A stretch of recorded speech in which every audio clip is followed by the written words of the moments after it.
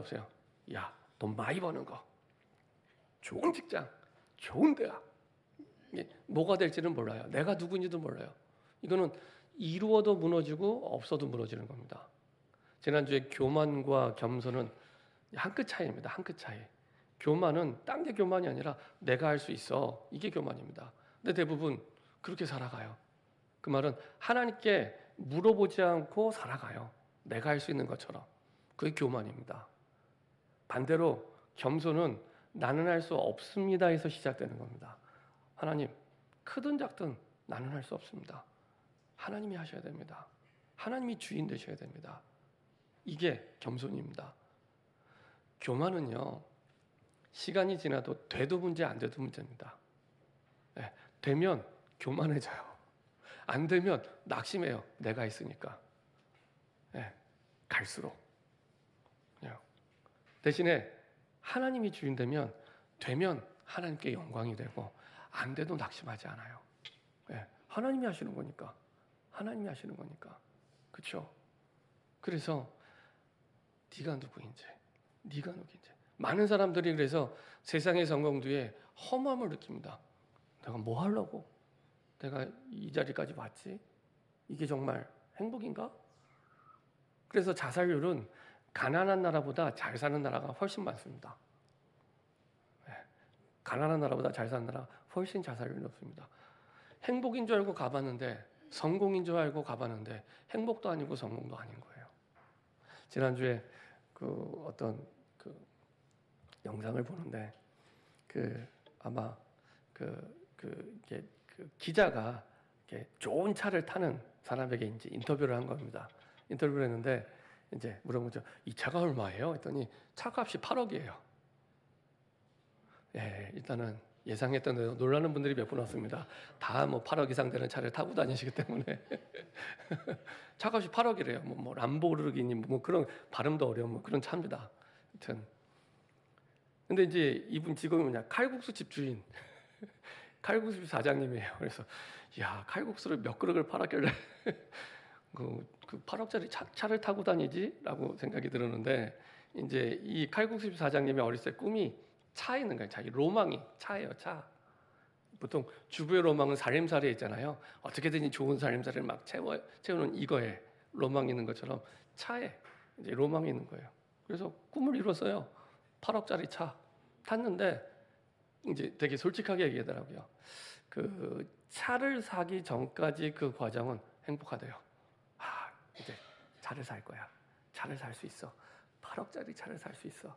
근데 사고 나니까 이게 뭐 사니까 이게 뭐 별거 아니네. 이게 별로 이렇게 그 과정 속에서 행복한 건 있는데 사고 나니까 이게 그렇게 큰 행복이 되진 않더라고 얘기하더라고요. 그러면서 하나님 없이 내가 이루고 내가 하는 모든 것들이 결코 나에게 참된 행복이 되지 않습니다. 우리 자녀에게도 마찬가지입니다. 왜냐하면 존재 자체가 하나님의 형상대로 지음받았기 때문에 하나님의 형상대로. 그래서 근원적인 행복은 우리의 환경과 상관없이 문제가 오든 안 오든 성공을 했든지 안 했든지 넘어설 수 있는 참된 행복은 하나님과 함께 할 때입니다. 하나님과 함께 할 때입니다. 그게 우리의 응답 중에 진짜 응답이고 최고의 응답입니다. 예. 그때서야 이게 진짜 행복이구나. 진짜 행복이고 참된 행복이구나. 깨닫게 됩니다. 존재를 그렇게 만드셨기 때문에. 오바댜의 집에 숨겨진 제자들을 100명을 키웁니다. 이거는 오바댜의 힘이 아닙니다. 오바댜가 누군지를 알아서요. 그리고 그 속에서 인도받는 과정 가운데 하나님이 오바댜를 통해 하나님의 일을 이루시는 거죠.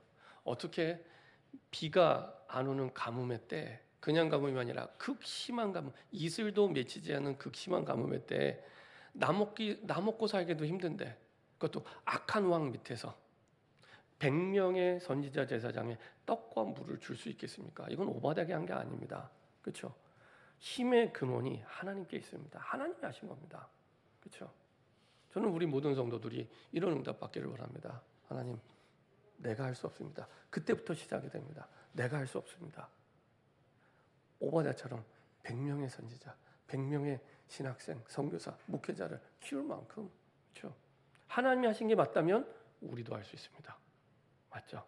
오바댜의 능력으로 했다면 우리는 할 수 없습니다. 근데 하나님의 능력으로 했다면 우리도 할 수 있는 겁니다. 그렇죠?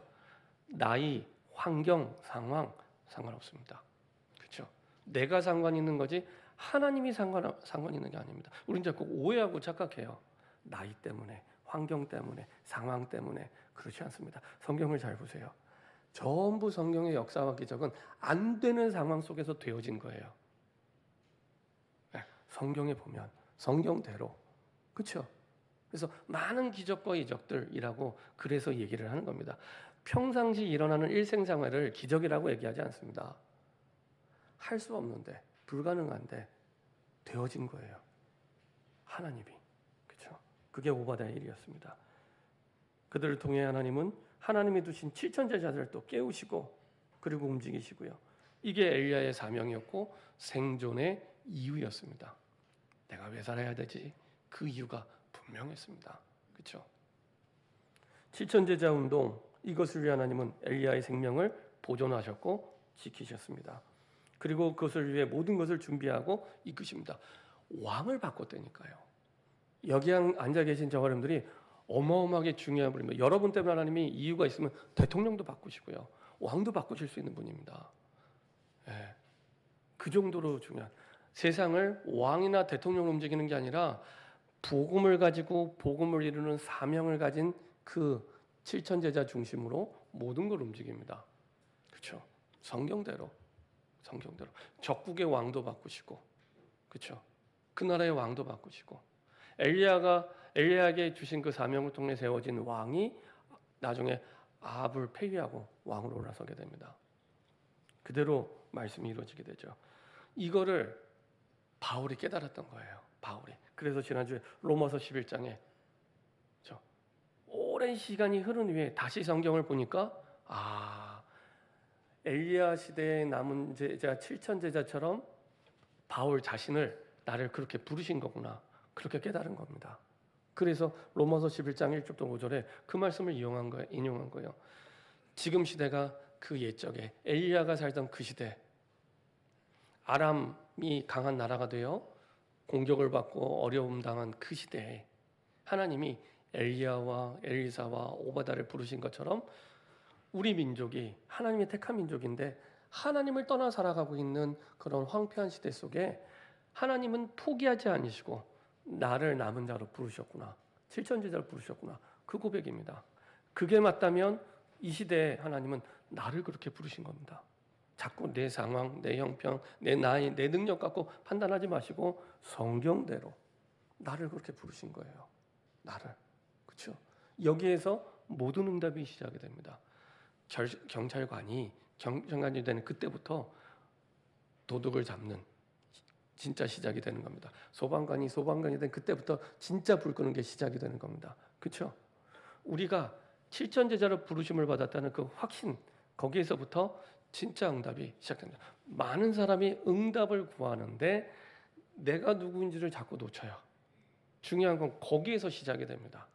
거기에서 시작이 되어서 그 사람에게 주신 사명, 소방관에게 불 끄는 사명을 주었던 것처럼, 그렇죠? 우리에게 그 사명이 이루어지게 하나님이 인도하시는 겁니다. 바벨론 시대도 마찬가지였습니다. 바벨론 시대를 살린 하나님의 방법, 또 다른 남은 자를 통해 하나님이 그 일을 이루시고 그 시대 7천 제자로 이사야를 부르신 거예요. 이사야를 부르실 수밖에 없는 너무나 절망적인 시대 상황, 완전히 멸망의 끝을 향하여 달려가는 시대였습니다. 이 시대. 그래서 보통 선지서들을 보면요, 선지서에 몇 가지 특징이 있습니다.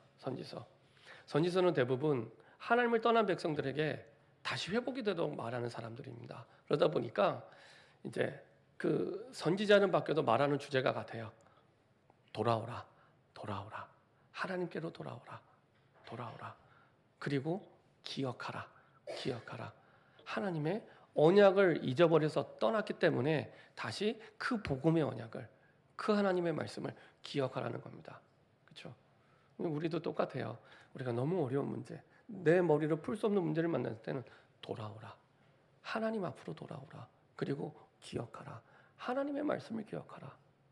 이게 회복의 가장 중요한 열쇠입니다. 하나님이 주신 다른 길 없습니다. 하나님이 주신 다른 길이 없습니다. 돌아오라. 하나님께로 돌아오라. 많은 문제들이 일어나고 있는데 그 길만 찾지 않아요. 그리고 기억하라. 하나님의 말씀 이미 주셨어요. 그 말씀을 기억하라고. 근데 얼마나 시급하냐. 대부분의 선지서들은 처음에 시작할 때 자기가 누구인지를 밝힙니다.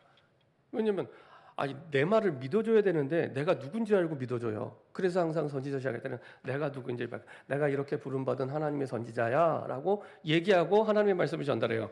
근데 이사야는 좀 다릅니다. 이사야는 1장부터 6장까지가 이사야 전체 66장의 서론인데 시대적인 상황 쭉 얘기해요. 그리고 내가 부름받은 그 소명에 대해서 이제 6장에 얘기하는 겁니다.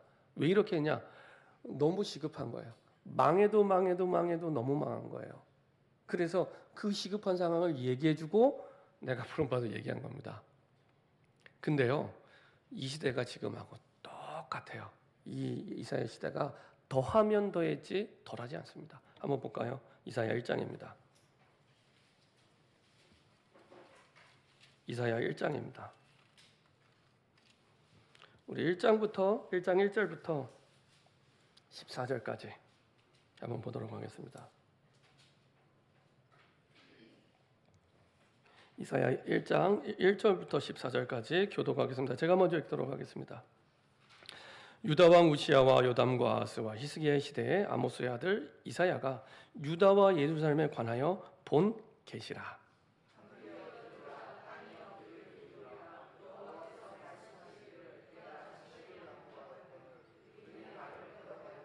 소는 그 임자를 알고 나귀는 그 주인의 구유를 알건만은 이스라엘은 알지 못하고 나의 백성은 깨닫지 못하는도다 하셨도다.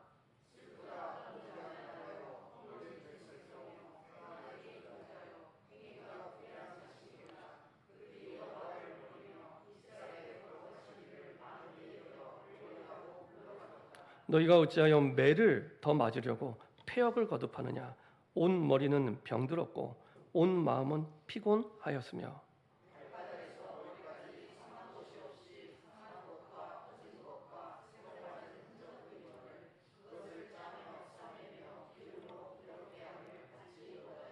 너희 땅은 황폐하였고 너희의 성읍들은 불에 탔고 너희의 토지는 너희 목전에서 이방인에게 삼켜졌으며 이방인에게 파괴됨 같이 황폐하였고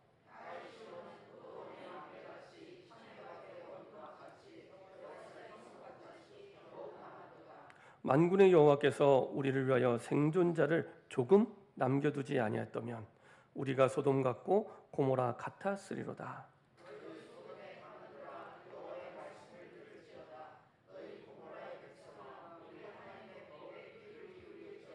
여호와께서 말씀하시되 너희의 무수한 재물이 내게 무엇이 유익하뇨?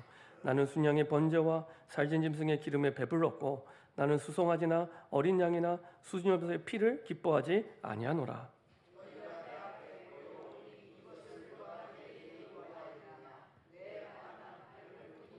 헛된 재물을 다시 가져오지 말라. 분양은 내가 가증히 여기는 바요. 월삭과 안식일과 대회로 모이는 것도 그러하니 성회와 아울러 악을 행하는 것을 내가 견디지 못하겠노라.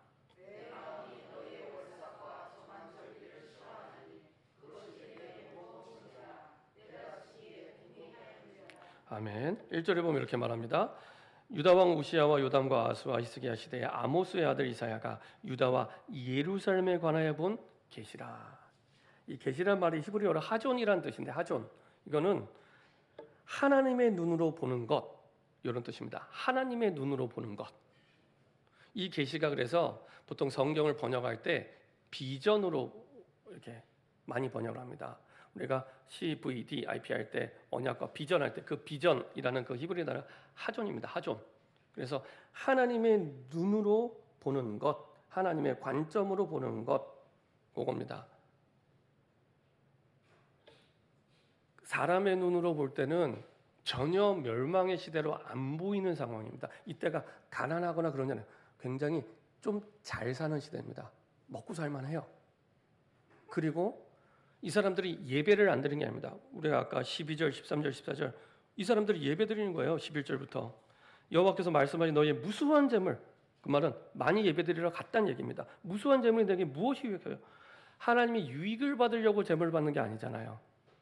근데 많은 사람들이 예배를 드리고 있습니다. 뭐 순양의 범죄, 살진 짐승의 기름에 배불렀고 나는 어린 양의 순 피를 기뻐하지 아니하노라. 예배를 드리러 오는데 예배를 드리고 있는데 하나님이 하나도 기쁘지 않대요. 너희가 내 앞에 보이러 오니 이것을 누가 너희에게 요구했느냐? 모양만 하는 겁니다. 보이러 그냥 내 마당만 밟을 뿐이라. 마당만. 그러니까 교회당 마당만 밟았다 가는 거예요. 헛된 재물을 다시 가지고 마음이 전혀 담기지. 재물을 드려요. 근데 마음이 전혀 담기지 않은 하나님의 언약이 없는 헛된 재물을 다시 가져오지 말라. 분양은 내가 가증히 여기는 바요 월삭과 안식일과 대회로 보이는 것들 또 그러하니 성회와 아울러 악을 행하는 것을 내가 견디지 못하겠노라. 뭐가 그렇게 하나님이 이렇게 악하다고 얘기를 하실까요? 나중에 말씀드리겠습니다. 내 마음이 너희의 월삭과 정한 절기를 싫어하나니 그것이 내게 무거운 짐이라 내가 지기에 곤비하였느니라. 자, 이렇게 악하다고 할까요? 아니 매주 예배드리고 있는데 그리고 먹으면 또 잘 살아요. 근데 뭐가 이렇게 악하고 이제 황폐한 다 타버린 그런 시대라고 자꾸 얘기를 할까요? 2절부터 보면 나옵니다. 2절 1장 2절에 하늘이여 들으라 땅이여 귀르리라. 하늘이 들을 수 있나요? 땅이 귀를 기울일 수 있나요? 하늘은 들을 수 없고 땅은 귀를 기울일 수 없다. 그 말은 아무도 하나님의 말씀을 안 들어요. 아무도 아무리 얘기해도 하나님의 말씀을 안 들어요.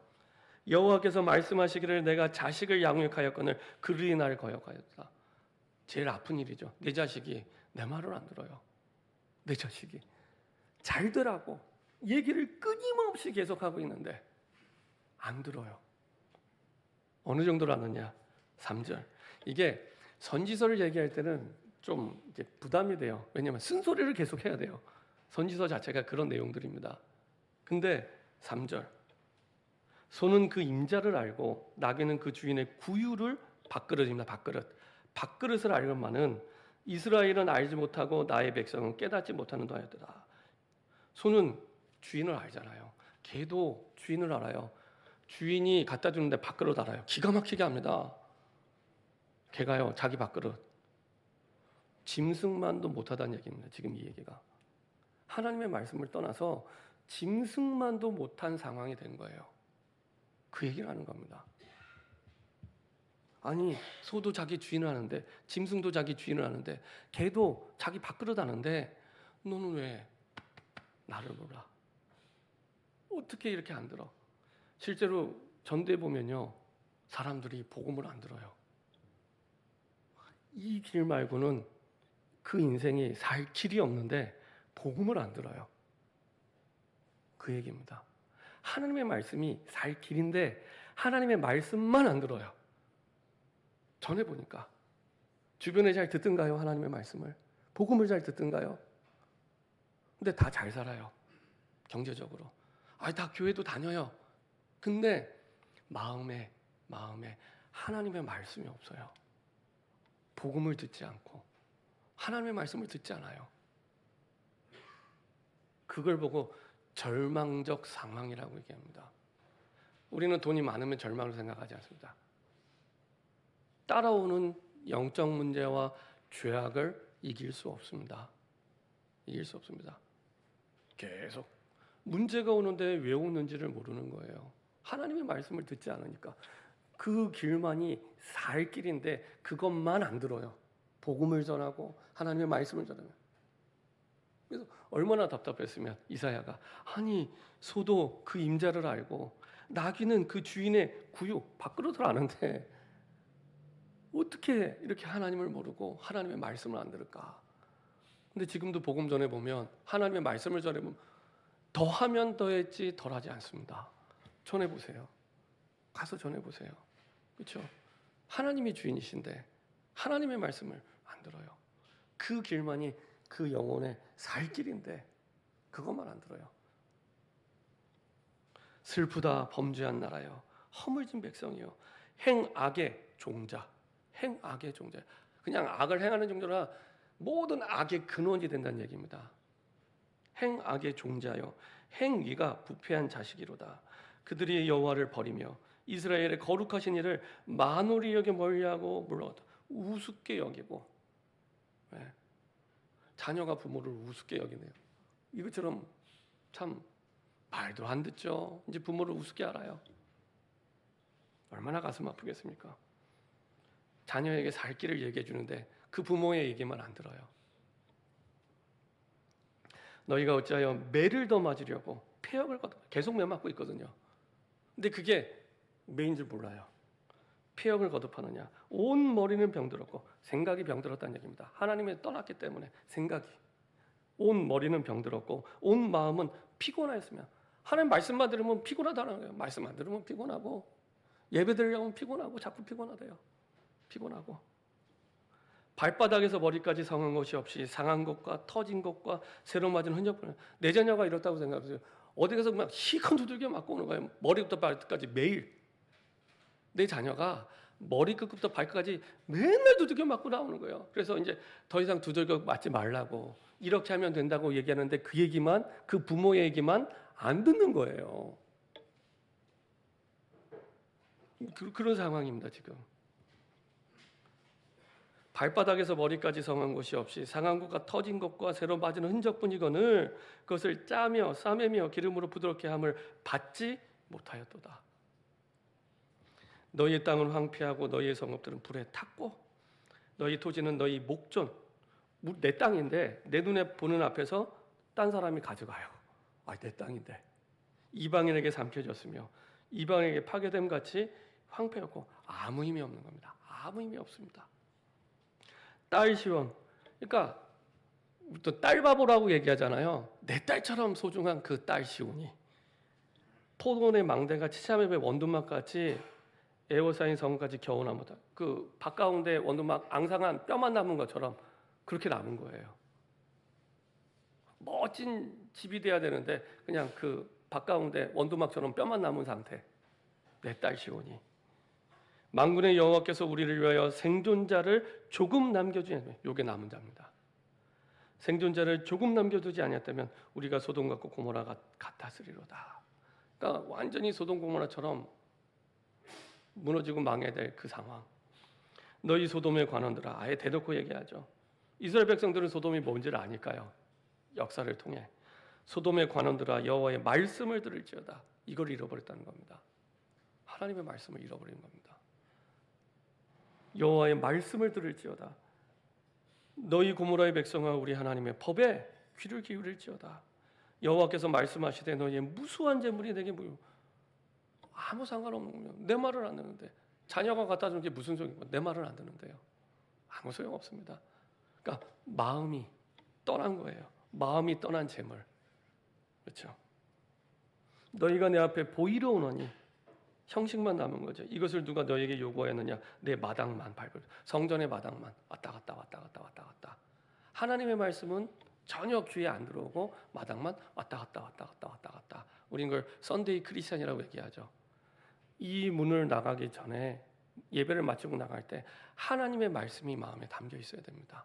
하나라도, 한 구절이라도 괜찮아요. 그렇지 않으면 우리도 모르게 마당만 밟고 왔다 갔다 이렇게 되는 겁니다. 헛된 재물을 다시 가져오지 말라. 분양은 내가 가증히 여기는 바요. 월삭과 안식일과 대회로 모이는 것은, 아주 철저하게 모이는 건 다 모였어요.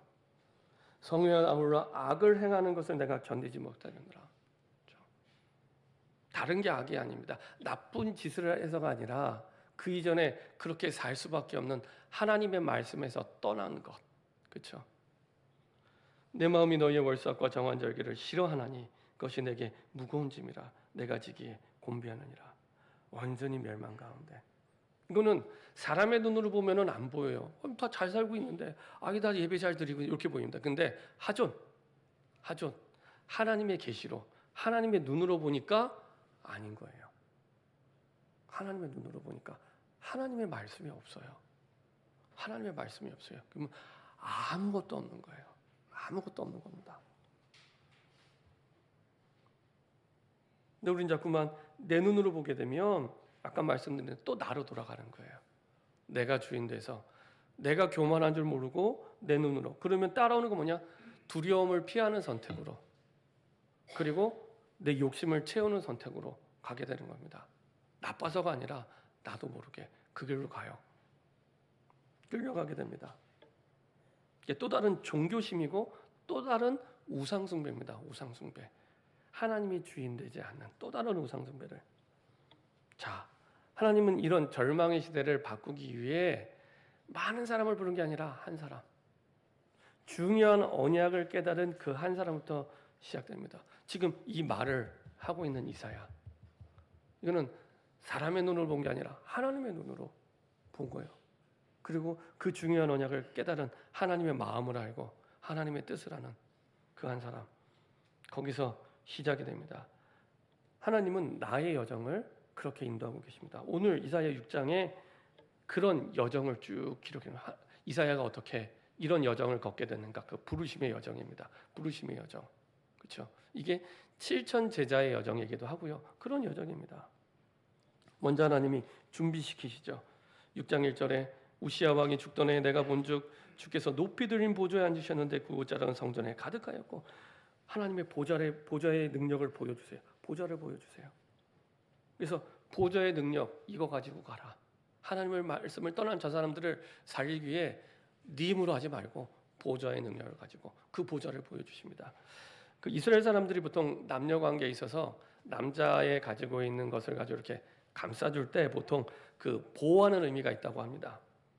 하나님의 옷자락으로 성전에 가득하겠다는 얘기는 그 성전을 보호하고 그 영혼을 보호하고 그 백성을 보호하고 그 속에 네가 있어 이 얘기를 하는 겁니다. 그 보좌의 배경과 능력 속에 네가 있어. 누가 도와주지 않아도 돼. 사람 의지하지 말고 돈 의지하지 말고 진짜 만군의 여호와 이름이 하나님의 망대가 되어 하나님만 의지하도록. 그래서 그 보좌의 능력을 먼저 보여주십니다. 그리고 그 배경 2절 3절 그 사명을 가지고 가는 그 배경 스랍들이 모시고 섰는데 각기 6날개가 있어 그들로는 자기의 얼굴을 가리었고 그들로는 자기의 발을 가리었고 둘로는 날면서 서로 불러 이르되 거룩하라 거룩하라 거룩하라 만군의 여호와여 그의 영광이 온 땅에 충만하다. 너의 배경은 만군의 여호와야. 만군의 여호와. 다윗이 골리앗 앞에 나갈 때 누구 이름 나갔습니까? 만군의 여호와 이름. 영어 성경 보니까 하늘 군대의 주 되신 그 이름 이렇게 되어 있더라고요. 세상 군대가 하늘 군대를 이기겠습니까? 그렇죠? 100번 싸우면 100번 다 이깁니다. 저는 요새 기도할 때 이 만군의 여호와 이름 어마어마한 비밀이구나. 하나님의 이름을 부르며 기도할 수 있다는 게 능력의 비밀이구나. 이게 골리앗 같은 불가능한 세상을 이기는 방법 만군의 여호와 이름으로 나아갈 때 그렇죠? 그 얘기입니다. 만군의 그때 하나님의 영광을 보게 됩니다. 그걸 먼저 보여주고 알려주고 시작하는 겁니다. 그리고 그걸 이룰 수 있도록 천사 스랍이 배경이 되는 겁니다. 어떻게 해요? 시편 103편 19절에서 22절에 보좌에 앉으신 만군의 여호와께서 하늘에 천군 천사를 보내셔서 하나님의 말씀을 이루면서 하나님의 일을 이루세요. 그렇죠? 그렇게 하나님의 일이 이루어진 그걸 보고 보좌화라고 해요. 보좌화. 나를 보좌화. 내가 그 능력의 비밀을 누리는 거죠. 내 현장을 보좌화. 그리고 내 가정, 내 지역, 내 업을 보좌화 할 때 그런 응답을 누리게 됩니다. 내가 하나님의 말씀을 붙잡고 이 배경 속에서 인도받는 겁니다.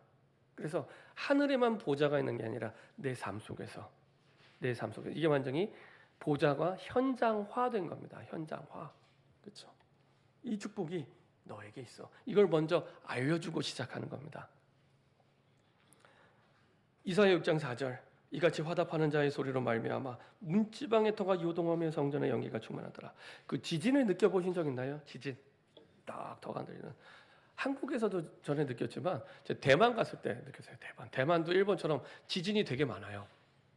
대만 선교사님도 그 교회가 10층에 있는데 갑자기 이 목양실에서 그 진물을 보고 있는데 건물이 흔들리더래요.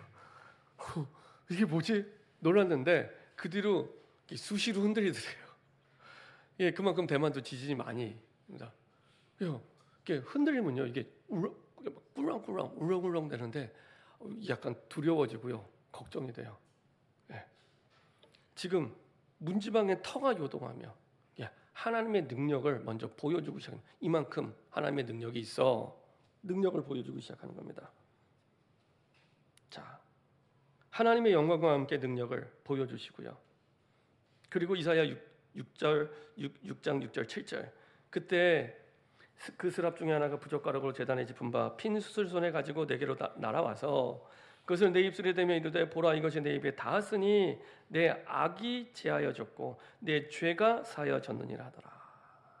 하나님께서 이제 악을 제하게 하시고요, 죄사함의 은혜, 십자가 그 보혈의 능력으로 그 축복과 능력을 체험하게 하십니다.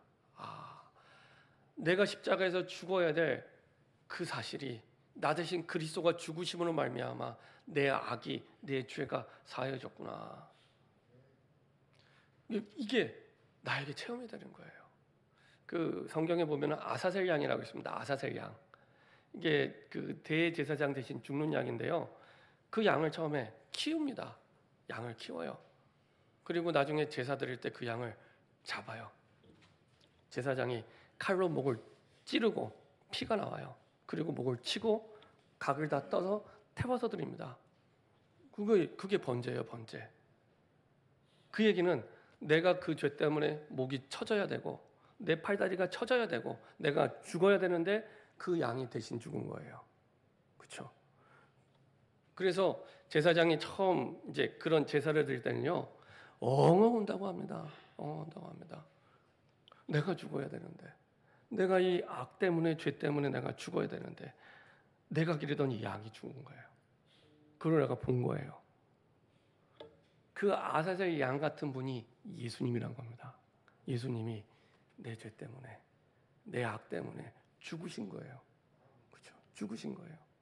그래서 내 악을 제하시고 하나님을 떠났던 내 모든 삶, 악하게 살았. 악한 게 나쁜 짓 많이 했던 얘기가 아닙니다.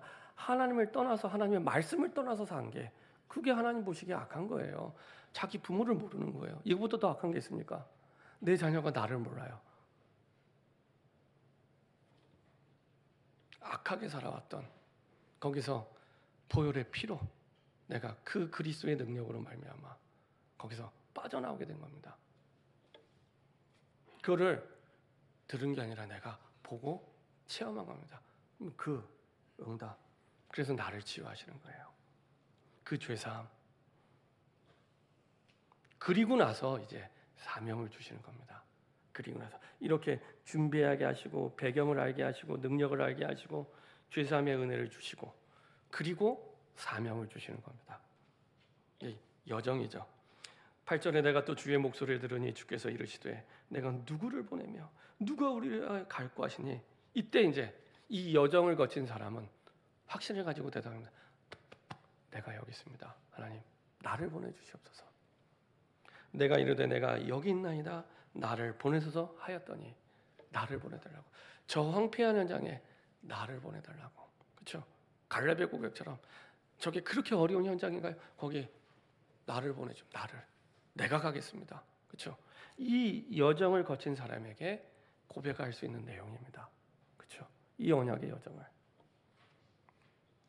그 사명을 붙잡는 주의 목소리를 들으니, 내가 꿈을 정하고 비전을 정하고 내 인생을 정할 때 사람의 말로 정하는 게 아니라, 책 보고 정하는 게 아니라 주의 목소리를 듣고 정하는 겁니다. 앞으로 내가 뭘 해야 될지.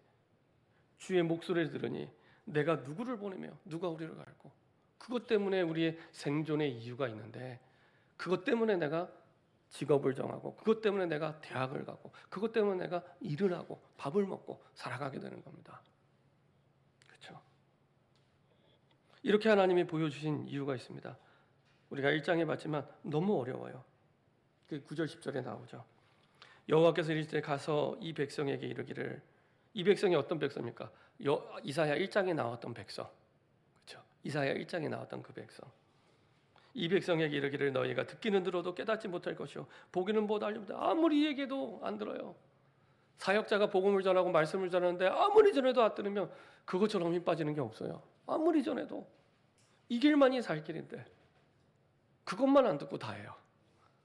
그것만 안 듣고 다른 거래요.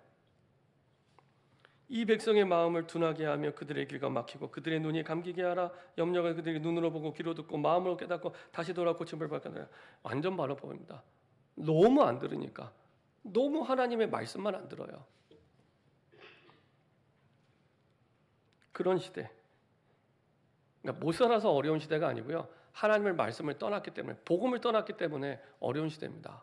그래서 내가 어려울 때는 항상 기억하셔야 됩니다.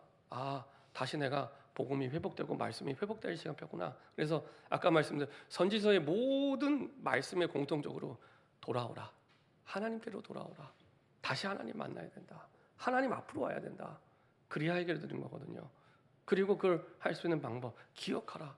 잃어버린 언약을 기억해라. 그거 말고는 다른 방법이 없어요. 다른 말씀을 하신 적이 없습니다. 성경에. 돌아와라. 하나님 앞으로. 그리고 기억하라. 어떤 문제가 있든지 어떤 상황이 있든지 돌아와라. 하나님 앞으로. 그리고 기억하라. 하나님의 언약을. 눈과 귀가 어둡기 때문에 내 백성들이 전부 멸망당하게. 멸망당하는데 왜 당하는지를 몰라요. 남은 것도 다 없어질 거래요. 11절 12절. 내가 이르되 주여 어느 때까지니까. 이거를 참아. 이사야도 해결해 주세요. 회복해서 말을 못하는 거야. 너무 악하니까. 너무 말을 안 들으니까. 그래서 이거 언제까지 해야 되는 겁니까? 이렇게 얘기하는 거예요. 언제까지 이런 상황입니까? 성읍들은 황폐하고 주민이 없으며, 이게 영어 성경 보면은 다 타버린 거예요. 다 타버린 거. 저는 이거 볼 때마다 전쟁이 생각납니다. 전쟁. 지금 전쟁이 딱 이런 상황입니다. 다 타버렸어요. 다 폐허가 되고 무너진 그런 상황입니다. 성읍들은 황폐하여 주민이 없으며 가옥들에는 사람이 없고 이 토지는 황폐하게 되며 여호와께서 사람들을 멀리 옮기셔서 이 땅 가운데 황폐한 곳이 많을까지나. 영어 성경은 한결같이 다 버닝, 다 타버렸대요. 다 남는 것 없이 다 타버린 상황입니다. 그 중에 10분의 1이 남아 있는데 그것도 거의 다 탔대요. 10의 9가 탔고 다 타서 없어졌고 10의 1이 남아 있는데 그 1도 거의 타서 없어졌대요. 그때까지. 밤나무 상붕수리 나무가 배임을 당하여도 그 그루터기는 남아 있는 것 같이 거룩한 씨가 이 땅에 그루터기는 아니라 나무도 아니고 씨가 남아 있대요. 근데 그 씨가 나중에 그루터기가 된대요. 그 씨가 홀리 시드 이렇게 얘기하죠. 근데 씨는 보통 성경에서 말하는 씨는 후손을 얘기합니다. 후손. 아브라함의 씨 하면 아브라함의 후손 이렇게 얘기하는 겁니다. 그러면 구별된 씨가 구별된 후손이 있다는 겁니다. 구별된 후손. 구별됐다는 얘기. 앞부분에 하나님에 대해서 거룩하다, 거룩하다, 거룩했잖아요. 이게 구별됐다는 게 거룩하다는 거는요. 그 거룩의 기준은 하나님이 있습니다. 하나님. 이게 지금 강단이잖아요. 이 강단을 보고 다른 말로 뭐라고 얘기합니까? 성물, 이렇게 성물. 구별된 물건이기 때문에 성물. 똑같은 집인데 구별된 집이기 때문에 성전. 이렇게 얘기하는 겁니다. 그렇죠? 똑같은 집인데 구별되어 있기 때문에 성전. 그 기준은 하나님이 함께 하시기 때문에. 그렇죠? 하나님이 함께 하시려면은 통로는 그리스도밖에 없습니다. 그래서 후손은 어떤 후손이냐? 그리스도 복음의 씨앗을 가진 그 후손. 그래서 그 후손이 이 사명을 가지고 있을 때 홀리시드, 거룩한 씨가 되는 겁니다. 이거는 나이, 상황, 능력, 배경 아무 상관없습니다. 나이가 많고 적고 상관없습니다. 내가 지금 복음이 있고 내게 주신 복음 때문에 주신 사명이 있다. 거룩한 씨입니다. 거룩한 씨입니다. 자꾸 우리 아이들만 외면 들어가지 마시고 내가 그런 거룩한 씨예요. 그렇죠? 그리고 우리 아이들도 그렇게 그 거룩한 씨가 나중에 그루터기가 되고 숲을 이루게 되는 겁니다. 그래서 하나님이 마지막에 최후의 그 시대를 살릴 마지막 방법이 그루터기예요. 그 시대를 살릴 마지막 방법이 그루터기입니다. 그루터기. 남은 자. 복음의 씨앗을 가진 그 남은 자. 그렇죠? 그냥 남은 자가 아닙니다. 그냥 렘넌트가 아닙니다. 하나님의 시대를 살리는 마지막 방법. 그래서 남은 자가 있어. 다 타고 다 없어져도 괜찮아. 그 전체를 다시 회복할 남은 자가 있어.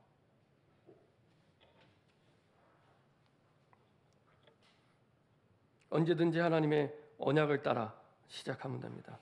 언약대로 남겨진 거룩한 씨, 남겨진 그루터기가 있다는 겁니다. 그루터기가 되는 거죠. 그 거룩한 씨가.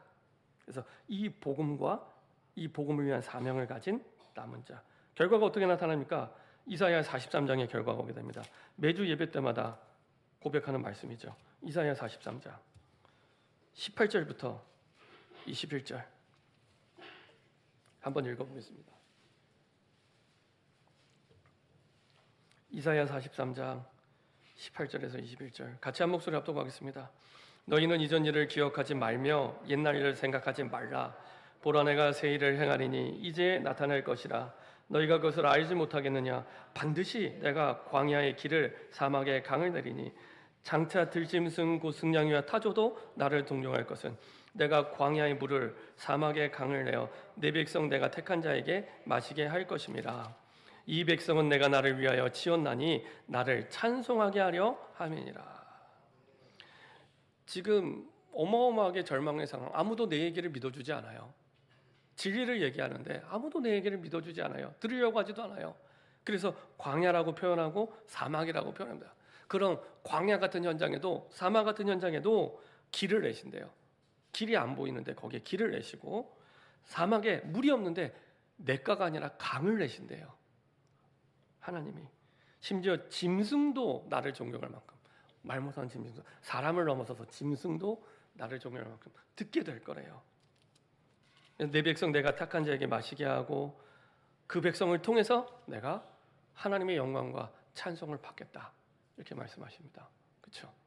이렇게 하나님이 사용하시겠답니다. 이사야 60장 흑암과 혼돈과 공허 속에 일어나 빛을 발하도록. 그래서 너 작은 자라고 생각해? 아니야. 너 작은 자가 아니라 큰 자가 될 거고, 너 약한 것 같아? 약한 자가 강국이 될 거야. 이렇게 말씀하십니다. 그렇죠? 약한 자가 강자가 돼도 대단한데 강국, 나라를 살리게 됩니다. 그 한 사람이 나라를 살리게 됩니다. 이사야 62장 올해 주신 원단 메시지죠. 이제는 만민을 위해, 세계복음화를 위해, 2, 3, 7 나라와 5천 종족을 위해 구원의 깃발을 들고 가장 앞서 나가는 모델이 되게 하십니다. 그렇죠? 이게 하나님의 약속입니다. 근데 그 시작은 한 사람으로도 충분합니다. 여기 계신 분들만 이 언약을 붙잡아도요, 얼마든지 나라를 바꾸고 민족을 바꿀 수 있습니다. 그렇죠? 세계를 바꿀 수 있습니다. 내가 그 한 사람이다 믿는 그때부터 시작이 됩니다. 이 시대 남은 자로 하나님 우리를 불러주셨습니다. 그래서 그냥 렘넌트, 더 렘넌트. 영어로 보면 하나님이 약속하신 바로 그 남은 자, 하나님이 약속하신 바로 그 남은 자로 나를 부르신 거예요. 자꾸 남 보지 마세요. 나. 내가 바뀌면 나의 모든 만남 바꿀 수 있습니다. 변화의 시작은 항상 나예요. 내가 바뀌면 내 현장 바꿀 수 있습니다. 내가 바뀌면 교회, 시대, 미래 바꿀 수 있습니다. 그 변화의 시작은 나에서 시작입니다. 내가 이 믿음입니다. 더 렘넌트, 이 믿음을 가질 때, 내게 아무나 줄 수 없는, 하지만 내게 주신 성경적인 복음의 씨앗, 그리고 그것을 위한 사명이 있는 그 사람이 더 렘넌트, 그 남은 자입니다. 그 사람이 7천 제자입니다. 그런 부르심 속에 오신 것 환영하고 그 축복의 주역으로 그 믿음이 새롭게 시작되기를 소원합니다. 기도하겠습니다. 주님 감사드립니다. 이 시대 남은 자로, 7천 제자로 하나님이 원하시는 그 복음, 그 사명을 가진 그 렘넌트, 남은 자로 부르심을 감사드립니다. 절망의 시대를 살리는 하나님의 방법, 최후의 방법, 그 그루터기로 나를 불러주사오니 그 축복의, 그 믿음의 시작이 되게 하여 주옵소서. 감사드리며 예수 그리스도 이름으로 기도합니다. 아멘.